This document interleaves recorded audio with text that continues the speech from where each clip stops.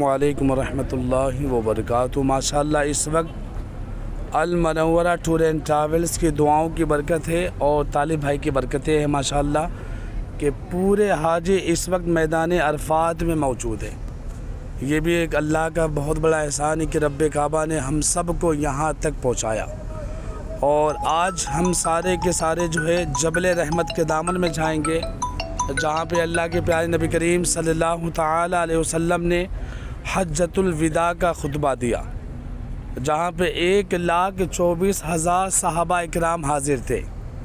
और जिस पहाड़ के दामन में बाबा आदम अलैहिस्सलाम ने दुआ की और बाबा आदम अलैहिस्सलाम की दुआ कबूल हो गई।